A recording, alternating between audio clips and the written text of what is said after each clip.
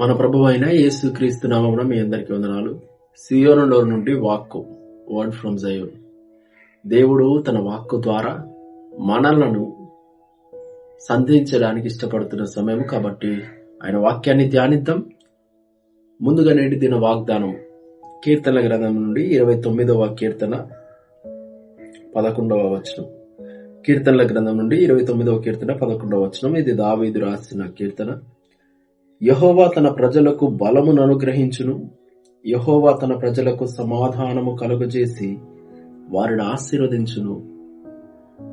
ఈరోజు ప్రాముఖ్యంగా యెహోవా తన ప్రజలకు బలమును అనుగ్రహించును అనే మాటను మనం ధ్యానిద్దాం.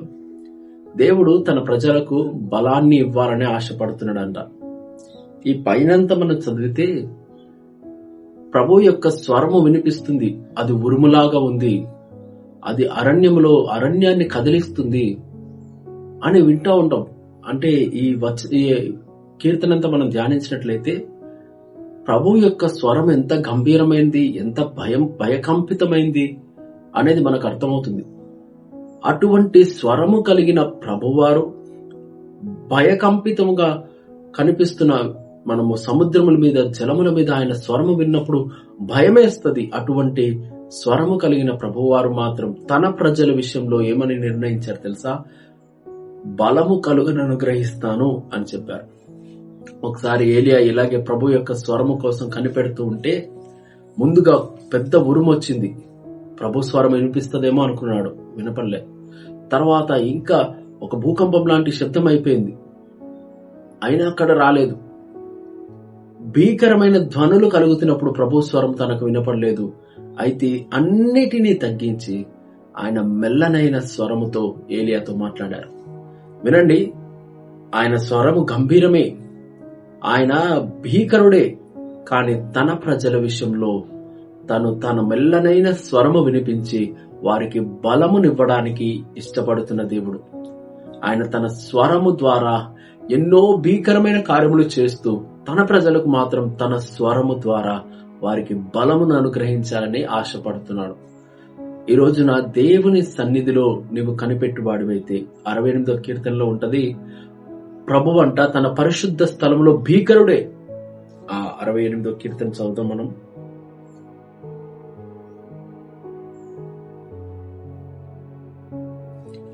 కీర్తన చివరి వచనం 35వ వచనం. తన పరిశుద్ధ స్థలములలో దేవుడు భీకరుడు, ఇశ్రాయేలు దేవుడే తన ప్రజలకు బల పరాక్రమములను అనుగ్రహించుచున్నాడు. దేవుడు స్తుతి నొందును గాక. ఆశ్చర్యమైన విషయం ఏంటంటే తన పరిశుద్ధ స్థలంలో ఆయన భీకరుడే. వినండి, ఒక తండ్రి ఉన్నాడు, ఆయన పోలీస్ ఆఫీసర్. అందరూ వణికిపోతున్నారు. ఖైదీలు గాని, తన కింద పనిచేసేటువంటి పోలీసులు గాని వణికిపోతున్నారు. ఆయన బొమ్మ ఈయనొచ్చాడేంటి అని చాలా భయపడుతున్నటువంటి ఒక పోలీసు తన చిన్న బిడ్డ తన దగ్గరికి రాగానే తనతో చిన్న పిల్లవాడే ఆడుకుంటున్నాడు. ఎంత ఆశ్చర్యం కదా! దేవుడు భీకరుడే, దేవుడు భయంకరుడే, దేవుడు మహా గొప్పవాడే, తన పరిశుద్ధ స్థలములో భీకరుడే. కాని తన ప్రజలకు మాత్రం అదే స్వరముతో, ఈ స్వరము వినియోగించి ఆ పోలీసు ఖైదీలందరినీ భయపెడితే తన బిడ్డకు మాత్రం తన స్వరముతో లాలిపాట పాడుతున్నాడు, తన స్వరముతో ఆ బిడ్డను ఆడిస్తున్నాడు. సో దేవుడు కూడా మనకి ఆశిస్తున్న విషయం ఏంటంటే తన స్వరముతో మనల్ని బలపరచడానికి ఆయన మెల్లనైన స్వరముతో ఎంతగానో తగ్గించుకొని మన విషయం ఎదురు చూస్తున్నాడు. వినండి, అటువంటి దేవుని సన్నిధిలోనికి, ఆ పరిశుద్ధ స్థలములోనికి నువ్వు వెళ్ళువాడివైతే, ఆయన సన్నిధిలో నువ్వు ఎదురు చూడగలిగిన వాడివైతే దేవుడు అంటున్నాడు, నీకు బలమును అనుగ్రహిస్తాను. మనము గతంలో కూడా చదువుకున్నాం కదా, ఆ యెహోవా కొరకు ఎదురు చూచు వారు నూతన బలం పొందుదురు. నువ్వు ఆయన సన్నిధిలో ఆయన కొరకు ఎదురు చూస్తున్న వాడివైతే, ఆయన స్వరము కోసం ప్రతిదినము దేవుని సన్నిధిలో ప్రార్థనలో కనిపెడుతున్న వాడివైతే దేవుడు అంటున్నాడు, నేను నీకైతే బలమును ఇవ్వాలనుకుంటున్నానయ్యా, నీకైతే బలమును ధరింప చేయాలి. ఎందుకంటే ఈ లోకంలో మీకు ఒకసారి ఆలోచించండి. చాలా మంది అనుకుంటారు, నా జీవితం నెమ్మదిగా ఉండాలండి, సమాధానంగా ఉండాలి. ఏం చేయాలి మరి? ఇంకొంచెం సంపాదించాలి, ఇంకొంచెం కూడబెట్టుకోవాలి, అప్పుడు అంతా ఉన్నప్పుడు నేను సమాధానంగా, నెమ్మదిగా, బలంతో ఉంటా అనుకుంటాను. వాళ్ళ ప్రయత్నంలో ఎంతో ప్రయాసపడుతూ ఇంకా ఇంకా ఎక్కువ ప్రయాసపడుతూ అటు చేస్తూ ఇటు చేస్తూ ఉన్న కొంచెం సమాధానం కూడా పోగొట్టుకుంటుంటారు. ఓ పక్క వాళ్ళు బలము పొందక, ఓ పక్క సమాధానం పొందక చాలా మంది ఉన్న దాన్ని కూడా కోల్పోతున్నారు. అయితే దేవుడు అంటున్నాడు, అలా కాదమ్మా, లోకం ఇచ్చినట్లు కాదు, నేను నీకు బలమును అనుగ్రహిస్తా, అంతేకాదు నిన్ను సమాధాన స్థితిలోనికి నడిపిస్తా అని దేవుడు వాగ్దానం చేస్తున్నారు. కాబట్టి వినండి, తన పరిశుద్ధ స్థలంలో దేవుడు మనకు బల పరాక్రమలను అనుగ్రహించాలని ఇష్టపడుతున్నాడు. అందుకే ప్రార్థన గదిలోనికి వెళ్లి దేవుని సన్నిధిలోకి వెళ్లే వారిని ఏమన్నారు చెప్పండి? ప్రార్థన యోధుడు అంటే బల పరాక్రమం కలిగిన వాడు, బలము పొందినవాడు. అంతేకాదు రెండవ విషయం దేవుడు చెప్పిన మాట ఏంటంటే 84వ కీర్తన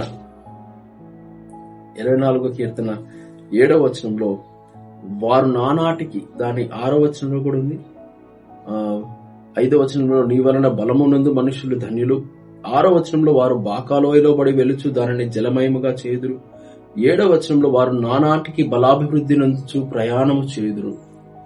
వినండి, దేవుని వలన బలము పొందే ప్రజలు ఎవరంటే వారు బాకాలోయలో పడి వెళ్తుంటారంట.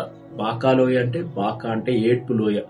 అక్కడ వారు కన్నీరు విడుస్తున్న వారుగా ఉంటారు. అంతేకాదు నానాటికి బలాభివృద్ధి నొందుతారు.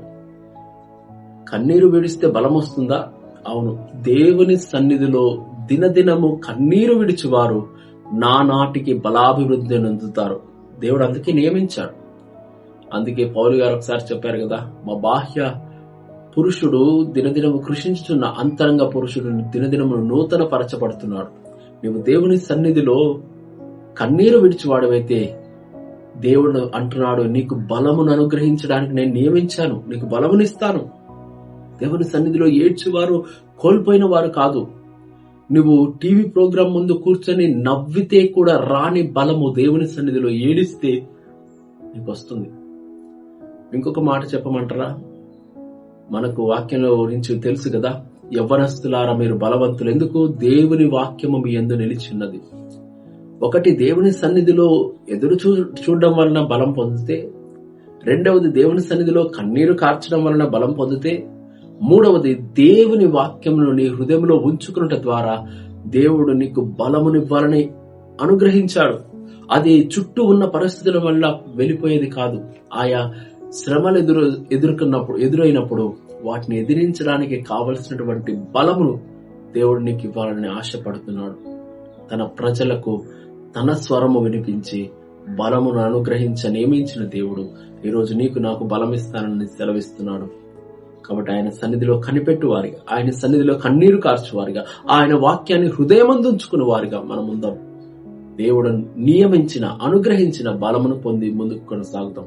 ప్రార్థన. స్తుతులకు పాత్రుడా యేసయ్యా, నాయన నీవు నేర్పిన ఈ వాక్కును బట్టి మీకు వందనాలు. ఇట్టి రీతిగా బలము పొందిన వారమై నాయన బలము చేత నీవిచ్చు బలమును నాయన అందుకున్న వారమై అనేకమైన పనులున్నాయి ప్రభువా లోకంలో, వాటిని ఎదుర్కొన్నటకు మా బలము చాలదు, నీవిచ్చు బలము కావాలి.